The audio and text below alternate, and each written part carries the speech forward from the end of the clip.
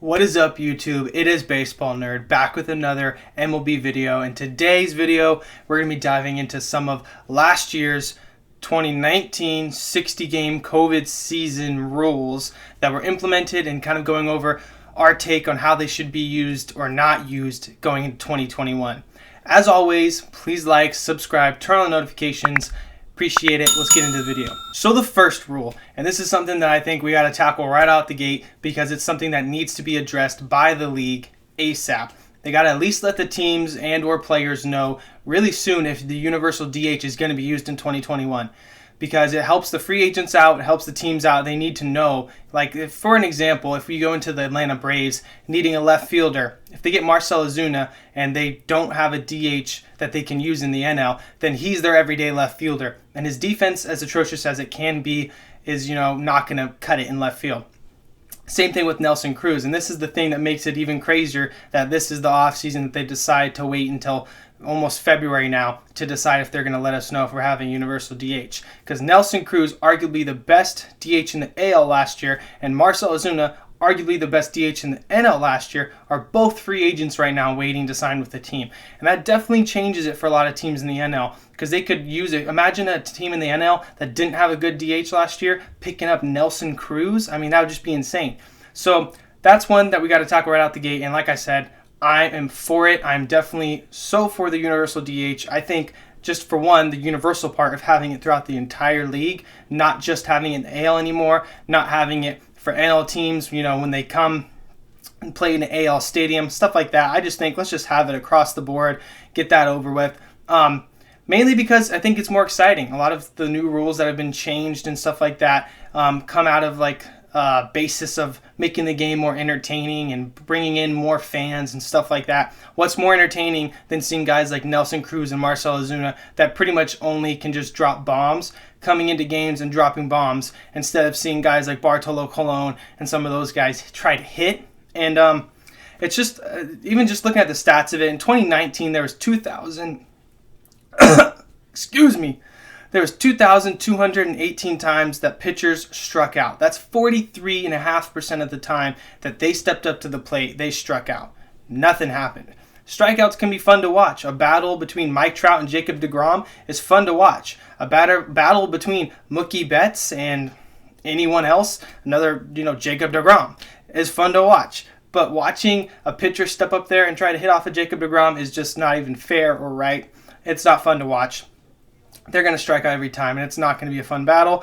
I also think it helps with, letting, pitchers not focus on hitting, I know they don't really focus on hitting. They don't care about it. That's part of the reason they suck at it. But it's not going to be part of their game, so they can focus and stay healthy for pitching. No chances of people getting hurt. I mean, like Max Scherzer the other year, practicing before the game, taking his sack bunts, and he just kind of, jabs at one little high, and it bounces off, hits him in the face, broke his nose right there. So stuff like that, he wouldn't even have to be in that situation. There's no need for him to practice bunting if he's never going to hit. So I think, and people going back and saying that, back in the old days, we had, pitchers that could hit and they worked at it and it was just part of the strategy of the game, and that's the way, the kind of the old time baseball purist on some of that stuff.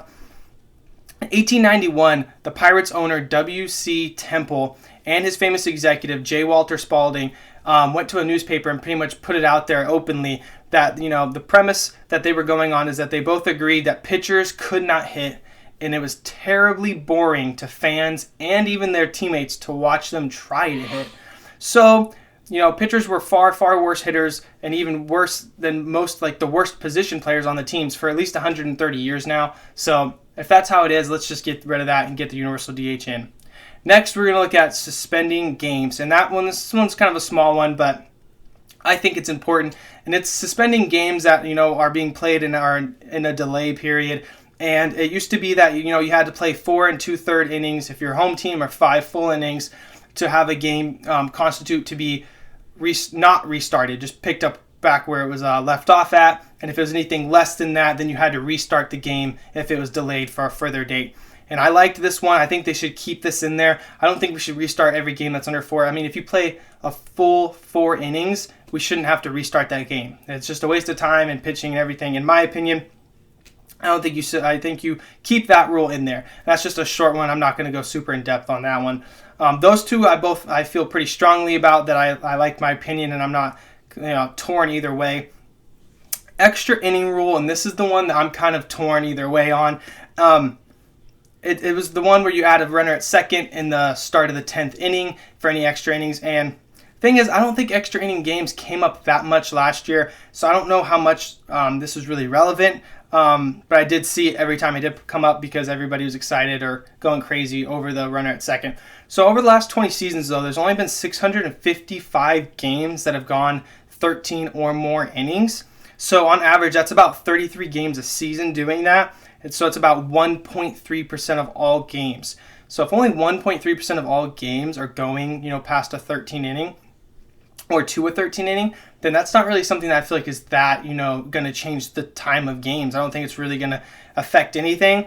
And, but I could see it going either way, because I did feel like sometimes it is kind of fun to see that runner out there and know that there's, there's higher stakes out there in the extra innings. There's already high stakes because it's extra innings, but now they're even increased by a little bit because the team starts off with that.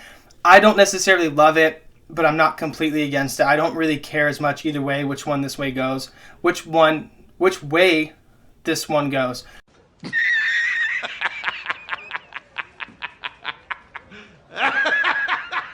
But I started off last season really hating it, and I kind of learned to be okay with it. I do think some managers maybe like it. I did see Joe Girardi saying something last year about not being against it because, it helps without having to send people up or send people down, bring people up. When you have a bullpen game where they play into 16 innings and you use a lot of your bullpen, you got to send guys down, bring guys up, stuff like that. Having to give one of your stars a day off because they just played 2 games in one night and different things like that. So I get part of that, helping save the health, save the transactions, all that stuff. So that's why I'm not completely against that one. I'm kind of either or on this, and let me know what you guys think about that one down below. But next one we got is a 3-batter minimum. This one I am a hard no, pass. Don't like it. I think it just changes up the game too much, and I get that all of these rules in some way change the strategy of a game. Having a universal DH changes your strategy on offense and defense.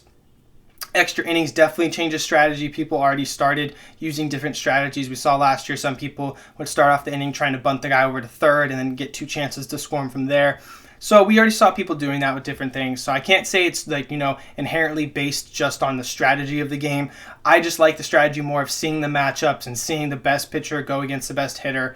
Even when my Angels were playing and I saw stuff happen where, a righty gets put in and then we got 3 righties in a row, I'm not mad about that. And I'm okay if it's a lefty that gets brought in. Obviously, I would like a lefty against my righties, but I'm saying I don't care if it's Chapman. I don't care. I like to see the best matchups on those teams and hope that we come out on top. I think especially for the entertainment purpose, you can't really talk about, upping the entertainment value and bringing in more fans and then do stuff like this just to shave off a little time. And even though last year the games were, longer than 2019 when this rule wasn't implemented. So I don't think it's really changing the time of the game, so it's not doing the job it's supposed to do. And so if it doesn't do that and it just kind of, pisses off for some managers, like I said, Joe Girardi seemed very cool with a lot of the rules implemented last year, but this was the one he said he did not like, he did not want. It ruined all his, managerial things he could do. And it just, I don't like that you have a team and they can't, all their players aren't at their disposal throughout the game, because for the 3 batters that you brought that guy in for now, and the next 2 batters after the guy you wanted him to get out, you now are stuck with him and you can't use the rest of your bullpen. It's not at your disposal. I don't like that. That's just my feelings. Let me know what you guys think below, as always. And the last one we have is the playoff expansion. And this one, I like the expanding of the playoffs. It seemed almost like March Madness to me, and I love that. So I did like that part of it, but I also kind of felt like 16 teams is a little too much. I think maybe like 6 teams is perfect, like 6 from each AL and NL, maybe 12 teams total. I like that a little more, but I do like the expansion of it. Like I said, I just don't think, I think 16 teams, where there was teams that were coming in with losing records and stuff like that, and they were just, the teams that came out during playoffs. I want to see the best of the best during the playoffs, so I think that was just a little too much room, a little too many teams that didn't necessarily deserve to make it.